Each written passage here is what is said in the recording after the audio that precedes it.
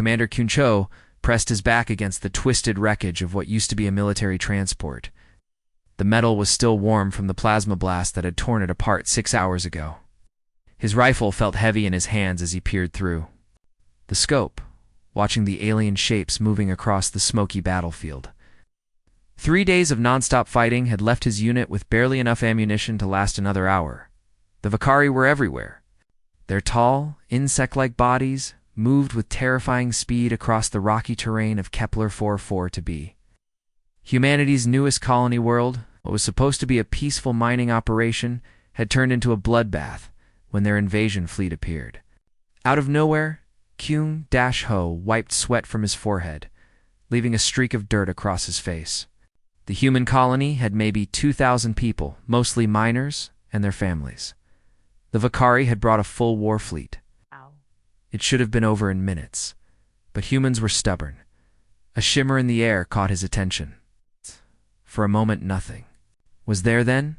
A figure materialized, like heat waves, becoming solid. Talvek stood nearly 8 feet tall, his body made of what looked like living crystal. Light bent around him in strange ways, and his face had no features except for 2 large, multifaceted eyes that glowed with inner fire. The alien observer had been watching the battle for 3 days, completely invisible to human sensors. His species, the Kethmori, were known throughout the galaxy as perfect witnesses. They could record everything they saw with absolute accuracy, storing memories in their crystalline bodies like data in a computer. Talvik had come to Kep R44 to be on a routine mission. The Galactic Council had sent him to document another primitive species getting wiped out by superior technology. Happened all the time. Young civilizations would stumble into space, run into established powers, and get crushed. The Council would file a report, add the extinct species to their database, and move on. Humans were supposed to be easy. They had barely figured out faster than light travel. Their weapons were crude chemical explosives and basic energy weapons. They had no galactic allies, no advanced technology, no experience with real warfare. The Vakari should have finished them off in a few hours. Instead, Talvek had been watching humans do impossible things for 3 straight days. "Sir, we've got wounded Vakari in Sector 7, came a voice over the radio. Sergeant Hagen sounded exhausted. Her combat armor was scorched black from multiple plasma hits, and she was limping badly from a wound in her left leg. Kung-Ho didn't hesitate. Patch them up. Enemy or not, they're out of the fight. Talvek's photoreceptors expanded wide. His universal translator was working perfectly, so he had heard correctly. These humans were ordering medical treatment for the aliens trying to kill them. He quickly scanned his memory banks, searching through thousands of recorded conflicts from across the galaxy. Nothing, no species had ever done this. When the Zephyrians fought the hegemony, they executed prisoners. When the collective battled the free worlds, they used captured enemies for medical experiments. When the Hive Queens conquered the Outer Rim, they turned prisoners into living weapons. But humans were treating enemy wounded like their own soldiers. Private Duhayon appeared, around the corner of a ruined building, dragging an unconscious Vakari warrior behind him. The alien was massive, nearly 7 feet tall, with 4 arms and natural armor plating. Its compound eyes were closed, and green blood seeped from a wound in its thorax. "Got another one for the doc," Duhayon called out, breathing hard from the effort. Medic So Young looked up from where she was treating a human soldier with a badly burned arm. Without missing a beat, she pointed to an empty spot on the ground. "Put him there. I'll get to him in a minute." Talvek moved closer, his camouflage keeping him invisible. The human medical station was a fascinating sight. Human and Vakari wounded lay side by side, receiving identical treatment. So Young worked on both species with equal care, using her limited medical supplies to save lives regardless of which side they belonged to. The irony wasn't lost on Talvek. The humans were desperately short on everything: ammunition, food, medical supplies, reinforcements. Logic dictated they should conserve resources for their own people. Instead, they were using precious medical supplies on enemies who would likely try to kill them again once they recovered. As the twin suns of Kepler 44b began to set, painting the battlefield in shades of orange and red, Kelho made his way to the prisoner holding area. It was just a circle of rocks were captured. Vakari warriors sat under guard. Most galactic species would have executed prisoners by now, or at least left them to die from their wounds. The humans had built a fire and were sharing their dinner. Kung Ho sat down next to a Vakari warrior who had regained consciousness. An hour earlier, the alien's compound eyes tracked the human commander's movements with obvious wariness. Its translator collar, a gift from the Galactic Council, allowed basic communication between species. Without a word, Kung Ho opened his last ration pack and split it in half. He offered one portion to the Vakari warrior, keeping the other for himself. The alien stared at the food for a long moment. Its mandibles clicked together in what Talvek recognized as confusion. Finally it spoke in the harsh, buzzing language of its people. Why do you heal those who tried to kill you? The translator rendered the words in flat, mechanical tones. Talvek materialized fully, his camouflage dropping away like a fading mirage. Both the human and Vakari warrior tensed, reaching for weapons that weren't there. Easy, Kung Ho said, raising his hands. I think he's one of those galactic observer types. Been watching us for days. The Kethmori nodded slowly. I am Talvek of the Galactic Council, I observe and record. I ask again, why do you heal those who tried to kill you? Kyun-ho took a bite of his ration and chewed thoughtfully. Around them, the sounds of battle had died down to sporadic gunfire in the distance. Human soldiers sat around small fires, sharing food and stories. Wounded Vakari prisoners received the same treatment as wounded humans, because the war is against their leaders, not their soldiers, Kyung-ho finally answered. These fighters were just following orders, same as us. They've got families back home, people counting on them to come back alive, or it doesn't have to. Make us into monsters. The Vakari warrior's compound eyes fixed on the human commander. Your leaders did not order this kindness? Our leaders are back on Earth, Kyung-ho replied. Out here, we make our own choices about how to fight. We choose to stay human. Talvek recorded every word, every gesture, every nuance of the exchange. His crystalline memory bank stored it all perfectly, but his understanding was fragmenting. Everything about this situation defied galactic norms. Humans were supposed to be primitive, emotional, illogical. They were supposed to lose this war quickly and quietly. Instead, they were displaying behavior that was both tactically brilliant and completely unprecedented. They were fighting with desperate courage while showing mercy to their enemies. Were facing extinction with dignity and grace. As the night deepened, Talvek compiled his initial observations. His report would puzzle the Council for decades to come.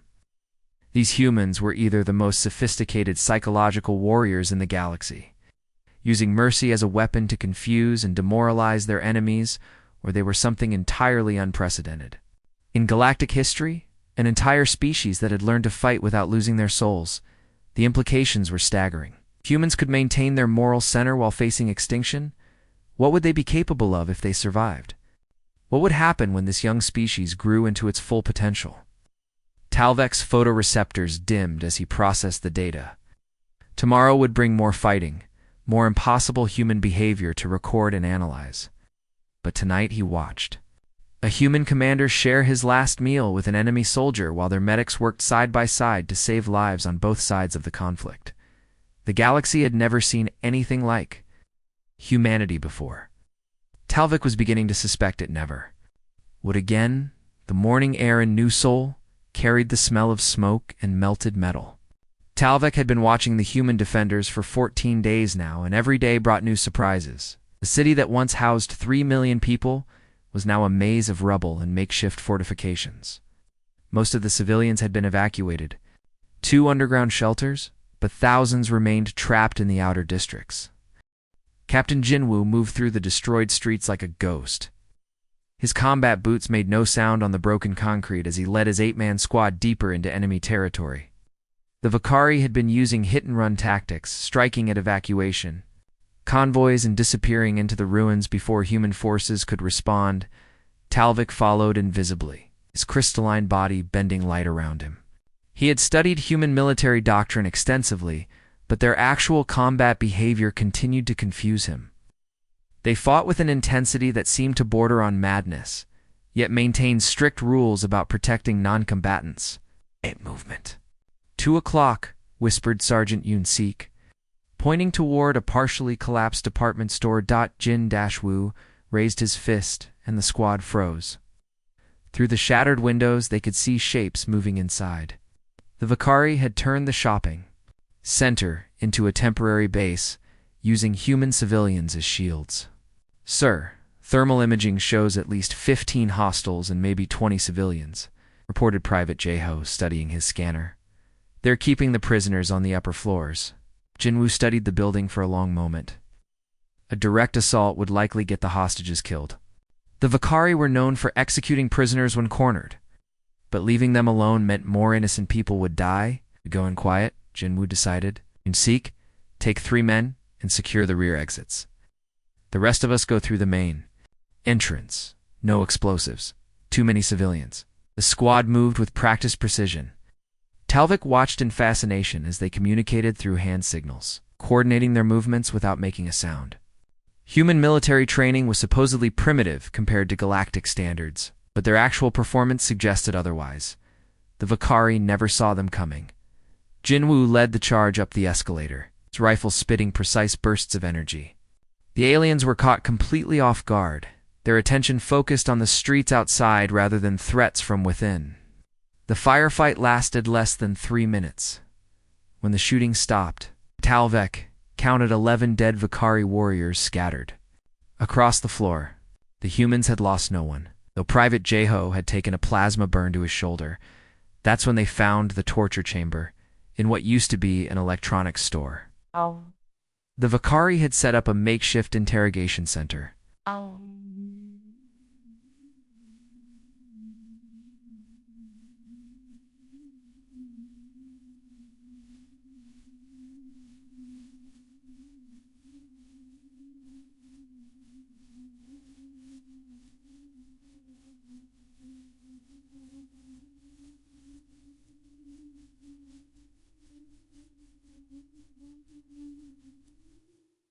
Hung from the ceiling, their bodies bearing the marks of systematic torture, 2 were already dead. The third, a middle-aged man in torn clothes, was barely conscious. The Vakari officer responsible was still alive, wounded but defiant. He lay on the floor, clutching a plasma pistol, his compound eyes glaring hatred at the humans surrounding him. Jin-woo walked over slowly, his face like stone. He knelt beside the alien officer and spoke in perfect Vakari, words that Talvik's translator rendered as, "You dishonor the warrior's code." The officer spat green blood and raised his weapon. Jin-woo was faster. Single shot to the head ended the alien's life instantly. "Sir, we've got survivors upstairs," called Yoon-sik over the radio. Mostly families with children. They're scared but alive." Jin-woo holstered his weapon and headed for the stairs. The upper floor had been turned into a makeshift prison with human families huddled in what used to be clothing stores. When they saw the human soldiers, relief flooded their faces. A little girl, maybe 6 years old, broke away from her parents and ran toward Jin-woo. She was crying, her small hands reaching out desperately. Without hesitation, the captain scooped her up and held her close. "It's okay now," he said softly, his voice completely different from the cold tone he'd used with the Vakari officer. "You're safe. We're going to get you out of here." He reached into his combat vest and pulled out a small chocolate bar from his emergency rations. The little girl's eyes went wide as she took it, the first real food she'd had in days. "Your name?" Jin-woo asked gently. "Sujin," she whispered. "Well, Sujin, my name is Jin-woo. We're going to find your parents, okay?" Talvik observed the scene with growing confusion. The same human who had executed an enemy officer without mercy was now comforting a child with infinite patience. The contradiction was jarring. "How do you reconcile such contradiction?" Talvik asked Corporal Taemin later, as the squad prepared to escort the civilians to safety. Tae-min was cleaning his rifle with practiced motions, checking each component carefully. "There's no contradiction," he replied without looking up. "We fight hard because we have something worth protecting. We show mercy because that's what separates us from monsters. But you killed the officer without hesitation, Talvek pressed. He was torturing innocents, Taman said simply. Some lines can't be crossed. Cross them, and you stop being a soldier. You'll become something else. The evacuation took 3 hours. Ginwu's squad successfully delivered all 17 civilians to the underground shelters, where medical teams waited to treat their injuries. The little girl Su-jin was reunited with her parents, who had been searching for her for 6 days. But their moment of victory was short-lived. At dawn, the Vakari launched their largest assault yet. Talvek watched from a rooftop as thousands of alien warriors poured into the city. Supported by flying gunships and massive walker units that stood 30 feet tall, the attack came from 3 directions simultaneously, designed to overwhelm the human defenders. What happened next defied every military principle Talvek had ever studied. The humans didn't fall back to prepared positions. Instead, they turned the entire city into a weapon. Lieutenant Minji had spent 2 weeks preparing for this moment. Her engineering background had served her well as she rigged explosive traps throughout the district. Kitchen appliances became bombs. Construction equipment turned into automated weapons. Even the city's water system had been converted into a delivery mechanism for chemical weapons, Talvek. She called out as the observer materialized nearby. You might want to record this. I don't think your council has seen anything like it before. The Vakari assault hit the human lines like a tsunami. 200 alien warriors charged across the main bridge, their war cries echoing through the morning air. They expected to find a handful of human defenders cowering behind barricades. Instead, they found Minji and 12 soldiers who had turned the bridge approach into a killing field. Every building had been rigged with explosives. Every street corner hid automated weapons. The humans had spent weeks preparing for this exact scenario, turning their retreat into an ambush. The battle lasted for hours. Minji's small force held their position against odds that should have been impossible. But as the day wore on, their ammunition ran low and their numbers dwindled. Sir, we're down to our last clips, reported Sergeant Dong Hyan. His armor cracked from multiple impacts. Minji looked at the tactical display on her wrist computer. The Vakari had brought reinforcements, another 300 warriors preparing to cross the bridge. If they succeeded, they would reach the civilian shelters within the hour. She made her decision. Fall back to the secondary positions, she ordered her remaining soldiers. That's an order. What about you, sir? Asked Dong Hyan. Minji smiled grimly. Someone needs to bring down this bridge. Get moving. Talvik watched in horror as the human lieutenant sent her soldiers to safety while she remained behind. Alvetta. Vakari were closing in, their weapons focused on her position. She had maybe 30 seconds before they overran her. Minji activated the thermal charge she'd been carrying for 2 weeks. The device was designed to cut through starship holes, more than powerful enough to collapse a bridge, but it had a 10-second delay. And the Vakari would reach her position in 5. Her final transmission crackled through every human radio in the city. For Earth, for family, for tomorrow. The explosion lit up the morning sky like a miniature sun. When the smoke cleared, the bridge was gone, along with Minji and the 200 Vakari warriors who had been crossing it.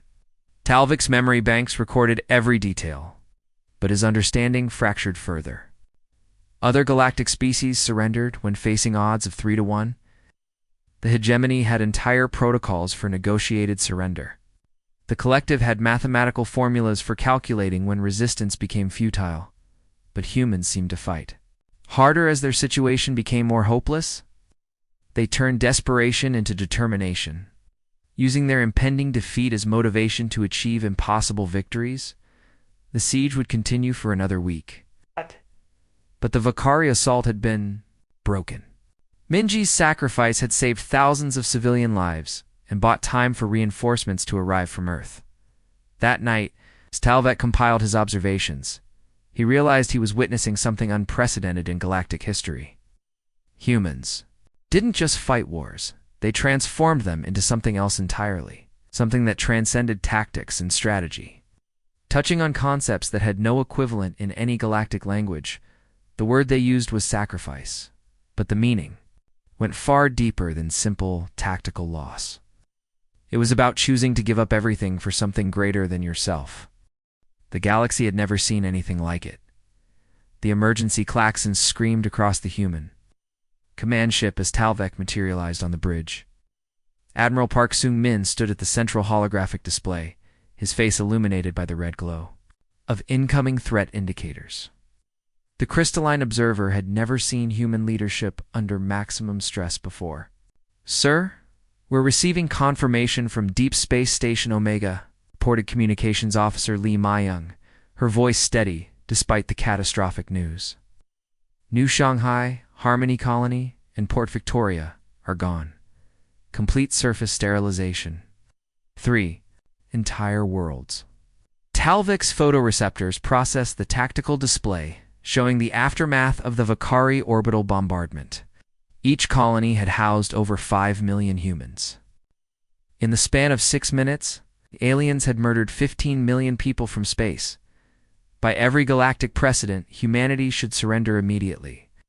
The hegemony had detailed records of over 3,000 species who had capitulated after losing even one world to orbital bombardment. The psychological impact was simply too devastating to overcome. General Sung-min turned to face his assembled staff. His weathered face looked like it had been carved from granite, and his eyes held something that made Talvek's crystalline structure vibrate with unease. "Gentlemen, ladies," Sung-min said quietly, "they want to play by extinction rules." Ain't his voice grew harder with each word. "Then we show them what extinction looks like." Transformation began immediately.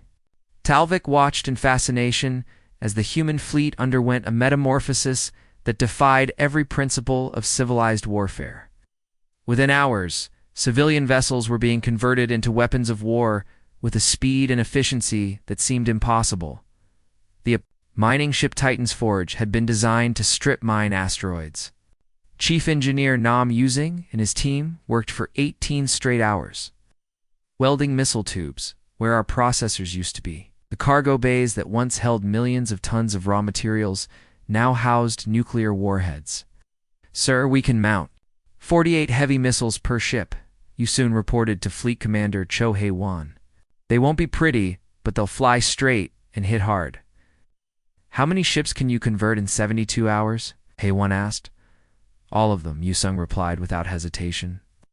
"Every mining vessel, every cargo hauler, every transport in the fleet. Give us 3 days, and we'll turn the entire merchant marine into a battle fleet."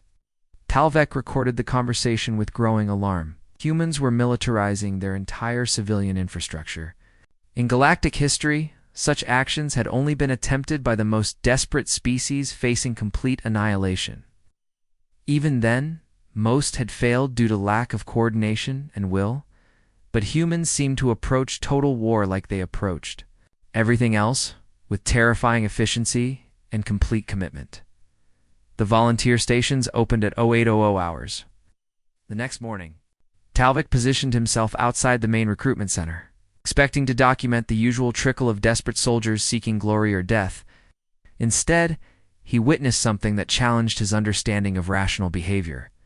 The line stretched for 6 city blocks. Captain Song Min-ho, a cargo pilot with 20 years of experience, stood near the front of the queue. He was reviewing technical specifications for the converted attack ships, studying them with the same attention he'd once given to shipping manifests.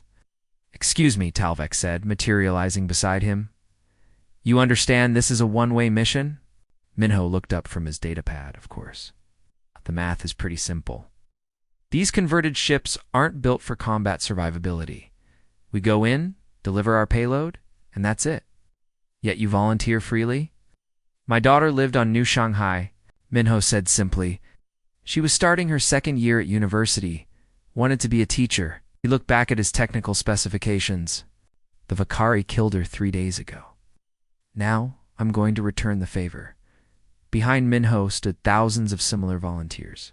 Talvek interviewed dozens of them, expecting to find signs of coercion or mental instability. Instead, he found ordinary, humans making extraordinary choices with calm determination. Engineer Park Dae-yoon had 2 grandchildren on Harmony Colony. Pilot Kim Jun-ho had lost his brother in the Port Victoria bombing. Medic Choi Soon-young volunteered for the assault fleets. Medical team, knowing she'd likely die treating wounded soldiers who were also doomed. "We're not suicidal," explained squadron leader Im Soo-jin as she reviewed flight plans for the upcoming assault. "We're just realistic about the math. The Vakari have superior technology in numbers. Our only advantage is that we're willing to pay prices they can't imagine." Converted fleet launched 6 days after the orbital bombardment. Talvek accompanied them aboard the command ship, watching as humanity's entire civilian space infrastructure transformed into the largest suicide attack in galactic history. Commander Yujin led the first wave. Her squadron consisted of 12 converted cargo ships, each loaded with enough nuclear warheads to crack a moon. The Vakari flagship was a kilometer-long dreadnought protected by energy shields that could deflect any conventional attack. "Remember," Yujin told her pilots over the comm system, "we're not dying today. We're buying time for everyone else to live." The attack began at 1400 hours. Talvek watched through the tactical display as hundreds of converted human ships merged from hyperspace around the Vakari fleet. The aliens responded immediately, their point defense systems lighting up space with defensive fire. The first wave of human ships died quickly. Converted mining vessels weren't built to survive military engagement, and they fell apart under concentrated fire. But for every ship destroyed, its debris cloud provided cover for the ships behind it. That's when the singing started. Talvek's audio processors detected it first, a harmonic pattern being broadcast across all human communication channels. The pilots were singing as they flew toward certain death, their voices joining together in a melody that spoke of defiance and determination. He couldn't identify the specific song, but the emotional resonance was unmistakable. These humans were facing extinction with music on their lips. Yujin's squadron penetrated the Vakari defensive perimeter through sheer determination and acceptable losses. Of the 12 ships that began the attack, only 3 survived long enough to reach the enemy flagship. But 3 was enough. The nuclear explosions lit up space like newborn stars. When the light faded, the Vakari command ship was gone. Along with Yujin and her remaining pilots, the battle continued for 8 more hours. By the end, humanity had lost over 300 converted ships and 15,000 volunteers. But they had destroyed the entire Vakari invasion fleet, including their mobile command base and primary supply vessels. "Your species approaches war like a natural disaster," Talvek observed to Major Jae-sung as they surveyed the aftermath. Space around them was filled with debris from both fleets, glowing pieces of metal and ceramic drifting in the void. Jae-sung studied the tactical display showing remaining Vakari fleet positions throughout human space. The aliens still had forces scattered across dozens of star systems, but their coordinated invasion had been shattered. "We escalate until the threat stops," he said calmly. "That's not illogical. That's survival." Talvek processed this statement. Through his extensive database of galactic military doctrine, every civilized species had rules about proportional response, acceptable losses, and strategic objectives. War was supposed to be a rational calculation of costs and benefits. Humans seemed to approach it as an existential absolute. Either they survived or their enemies didn't. There was no middle ground, no negotiated settlement, no acceptable defeat. "You understand that this level of mobilization is unsustainable?" Talvek asked. "No species can maintain total war indefinitely." "Then we'd better win quickly," Jae-sung replied. As reports came in from across human space, Talvek began to understand the true scope of what he was witnessing. Humanity wasn't just fighting a war. They were transforming their entire civilization into a weapon. Every factory, every shipyard, every resource was being redirected toward a single goal: the complete destruction of anyone who threatened human survival. It was terrifying in its simplicity and devastating in its effectiveness. The galaxy had categorized humans as a minor species that happened to develop spaceflight. Talvek realized now how wrong that assessment had been. Humans weren't a minor species at all. They were apex predators who had learned to build starships, and they had just proven that even advanced galactic civilizations could make the fatal mistake of threatening them. The war was far from over, but Talvik knew he was witnessing a turning point. The Vakari had wanted to exterminate humanity. Instead, they had awakened something that would reshape the galaxy. The question was whether anyone would survive to see what came next. The silence that followed the Vakari surrender was almost more shocking than the battles that had preceded it. Talvik materialized aboard the human command ship, expecting to witness the typical aftermath of galactic warfare, mass executions, systematic resource extraction, and the establishment of military occupation zones. Instead, he found Colonel Bjorm arguing with his logistics officers about medical supply shipments. "Sir, respectfully, we barely have enough antibiotics for our own wounded," Lieutenant Dayun said, gesturing at the supply manifest on her datapad. "The field hospitals are already operating at triple capacity." Bjorm studied the numbers for a moment, then made a decision that would have been incomprehensible to any other species in the galaxy. "Strip the reserves from our re-echelon units. Cut officer rations if you have to. But I want those medical supplies loaded and shipped to the Vakari refugee camps within 6 hours, sir." Dayun looked confused. "These are the same aliens who just tried to exterminate us." "The war's over," Bjorm replied simply. "Now we help them rebuild." Talvik recorded the exchange with growing bewilderment. In his database of over 4,000 galactic conflicts, victorious species invariably focused on consolidating their gains and eliminating future threats. The idea of immediately providing aid to defeated enemies was unprecedented. The first humanitarian convoy launched 3 days after the ceasefire. Talvik accompanied the relief ships to what had been a major Vakari forward operating base on the asteroid mining station designated Kepler-4 for to sea. The facility had been heavily damaged during the final human assault, its life support systems failing and thousands of Vakari civilians trapped in the wreckage. Engineer Wu Jin led the reconstruction team with the same methodical efficiency he'd once used to convert civilian ships into weapons of war. But now his skills were directed toward healing rather than destruction. "The primary water recycling system is completely fried," Wu Jin reported to his team as they surveyed the damaged facility. "We'll need to reroute through the secondary pumps and install new filtration units." His crew worked alongside Vakari technicians, using a mixture of hand signals and basic translator apps to coordinate their efforts. The language barrier was significant, but engineering problems had universal solutions. Talvik watched a human welding specialist teach a young Vakari engineer how to repair atmospheric processors. The alien's compound eyes tracked every movement, with intense concentration, occasionally clicking questions in his native language that the human somehow managed to understand despite the translation difficulties. "Why are you helping us?" the Vakari engineer finally asked in broken standard.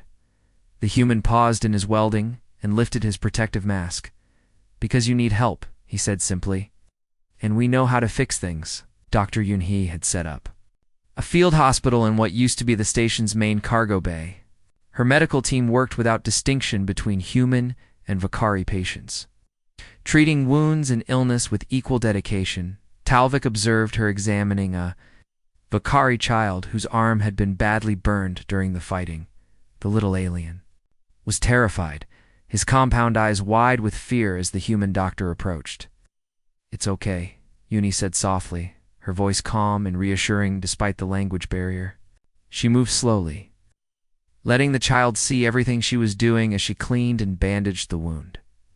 The child's parent, a female Vakari warrior who had been captured during the final assault, watched nervously from a nearby bed where she was. Recovering from her own injuries, "Your medic," the warrior said to Talvik, in the harsh clicking language of her people. "She could have let my offspring die." "We are enemies.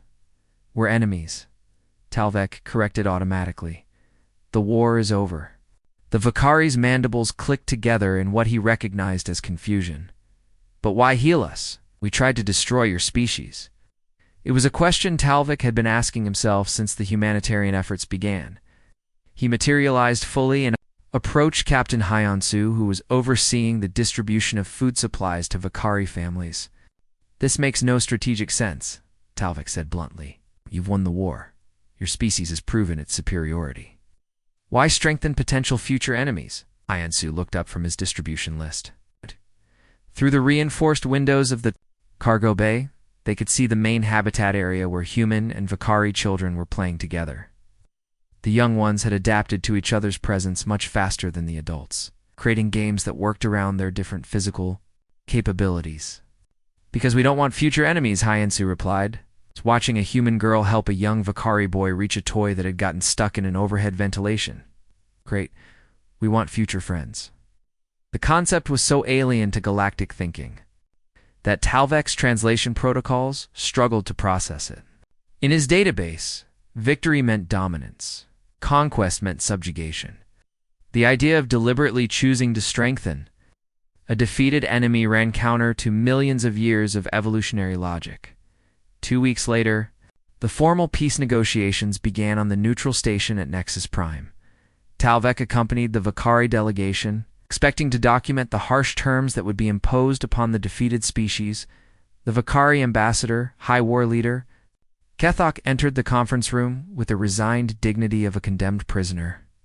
His species had lost over 60% of their fleet and faced complete economic collapse. By galactic standards, they would be fortunate to retain their homeworld in basic industrial capacity. General Inho led the human delegation with the same calm competence he'd shown throughout the war. But when he began outlining the proposed peace terms, even Talvik's advanced processing capabilities struggled to comprehend what he was hearing. First, Inho said, consulting his notes, "We propose immediate technology sharing agreements in the areas of medical science and agricultural development. Our xenobiology teams have identified several Vakari innovations that could benefit both species." Kethek's compound eyes widened in what Talvik recognized as shock. You wish to share technology with us? Your people developed some?" "Impressive biotechnology during the war," Inho continued, "particularly in the area of rapid tissue regeneration. We'd like to incorporate those advances into our medical protocols with full credit and compensation to Vakari researchers."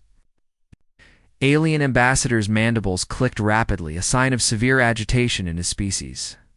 "General, perhaps I misunderstand the translation. You're the victors. You may simply take whatever technology you desire."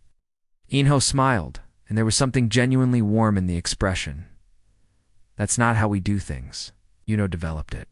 You deserve credit for it. And we're hoping you'll be interested in some of our advances in quantum computing and space propulsion."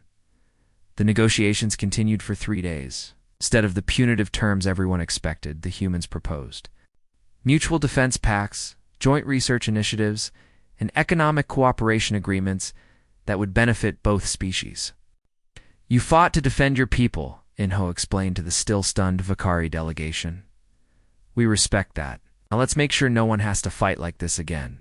Talvik recorded Kethek's expression as the translation reached him. Ambassador's entire body language shifted, compound eyes reflecting something that registered as profound confusion in Vakari psychology. "I do not understand," Kethek said finally. "We invaded your space, we destroyed your colonies, killed millions of your people. Why do you offer friendship instead of revenge?" Wabu's quiet for a long moment, considering his words carefully. "Because revenge just creates more enemies, and the galaxy has enough enemies already. What it needs is more friends." The final treaty was signed 6 months later. The Vakari Commonwealth became humanity's first major galactic ally, with extensive provisions for technological exchange, mutual defense, and cultural cooperation. Talvik observed the signing ceremony with something approaching awe. He was witnessing the birth of something entirely new in galactic politics, what humans called winning the peace. Other species conquered through force and ruled through fear. Humans conquered through force and then immediately began the process of turning enemies into allies. A year after the war's end, Talvik visited the rebuilt Vakari settlements. What he found challenged every assumption about post-conflict recovery. Human engineers worked alongside Vakari technicians on joint infrastructure projects. Medical teams from both species shared research on treating combat trauma. Children who had grown up during the war played together in integrated schools. Your species continues to confound my understanding, Talvek told General In-Ho during their final interview. In-Ho, now serving as the first human Vakari Joint Defense Coordinator, smiled at the observation. Maybe that's because you've been thinking about this wrong. War isn't about destroying enemies. It's about protecting what matters. And once the threat is gone, the best way to stay protected is to make sure everyone has reasons to choose peace. Talvik prepared his final report. He realized he had witnessed something unprecedented in galactic history. Humans didn't just win wars, they transformed them into the foundation for lasting peace. The implications would reshape galactic civilization for generations to come. Talvek's hands trembled as he prepared his final report. For 3 years he had watched humanity tear itself apart in wars across their small blue planet. He expected to deliver another routine extinction, notice to the Galactic Council, but something had changed his mind. The crystalline being stood in the Grand Chamber, surrounded by delegates from 47 different worlds. Towering insectoid Veltar clicked their mandibles impatiently. The floating gas clouds of the ethereal collective shimmered with anticipation. Everyone expected the same boring report about another doomed species. Fellow council members, Talvik began, his voice echoing through the vast hall. I must revise my assessment of the humans. A ripple of confusion swept through the chamber. Revision reports were almost unheard of. Talvik activated the holographic display. Images of human warfare filled the air, soldiers in muddy trenches, pilots in burning cockpits, cities reduced to rubble. The council settled back, expecting the usual documentation of a species destroying itself. Then the first unexpected scene played. A human soldier crawled across a battlefield, dragging both his wounded comrade and an enemy fighter to safety. Laser fire scorched the ground around him, but he refused to abandon either man. Curious, muttered Representative Korthik, his tentacles twitching. Perhaps he was confused about which side the injured belonged to. The next recording showed a human medical team treating alien prisoners with the same care they gave their own wounded. A young doctor worked frantically to save a captured enemy commander, tears streaming down her face as she fought to keep him alive. Council voices began murmuring in dozens of languages. The display shifted to show human engineers. A massive space station was evacuating as enemy forces approached. The engineering crew had minutes to escape. Instead, they stayed behind, manually overriding the evacuation systems to save 3,000 civilians. The explosion that followed lit up half the star system. Veltar's compound eyes focused intently. This behavior makes no tactical sense. It gets stranger, Talvek replied. The recordings continued. Human pilots sang together over their communications as they flew into certain death, buying time for refugee ships to escape. Their voices harmonized across the void, turning their final moments into something beautiful. A human general offered medical supplies to the enemy forces that had just defeated his army. When asked why, he simply said, "Because they're hurt, and we can help." The chamber fell silent. Talvek's crystalline form pulsed with soft light. For months, I believed I was witnessing the death throes of another failed species. Dead. Discovered something unprecedented in our galaxy's history. He paused, letting the weight of his words settle. Humans are apex predators who chose cooperation over conquest. They are pack hunters who developed empathy for their prey. They are survivors who learn that true strength means protecting others. The massive screens around the chamber filled with Talvek's analysis. Charts showed human brain scans during combat. The same neural pathways that fired during violence also activated during acts of mercy. Their capacity for destruction was perfectly balanced by their drive to protect. In every war they fight, they spare their enemies when they could destroy them, share food with those who would kill them. They die for strangers from different tribes, different nations, different continents. Representative Zix of the collective spoke with their harmonic voice. But surely this weakness will lead to their extinction. Talvek's form brightened. That's what I thought too, but I was wrong. Their wars aren't ending because they're weak. They're ending because they're learning to channel their strength differently. New images appeared, humans working together on massive construction projects, former enemies building schools side by side, scientists from warring nations sharing discoveries that benefited everyone. They don't fight like other species because they're not like other species, Talvek continued. Every other civilization we've encountered either destroyed itself through endless warfare or achieved peace by suppressing their violent nature. Humans are doing something impossible. They're keeping their warrior spirit while choosing to protect instead of conquer. The council chamber erupted in debate. Some representatives argued that humans were too unpredictable. Others worried about their potential for violence. But Talvek had one more recording to show. A human child, no more than 6 years old, shared her lunch with a stray animal. When her friend asked why, she said because he looked hungry. The chamber fell quiet again. This is who they are, Talvek said softly. From their youngest to their oldest, from their weakest to their strongest, they choose compassion when they could choose cruelty. Council Speaker Veltar stepped forward. What do you recommend, Observer Talvek? Talvek's form blazed with conviction. Immediate contact. Full council membership. Not because we fear them, but because we need them. The dark zones beyond our territory are stirring. Ancient threats that have slept for millennia are awakening.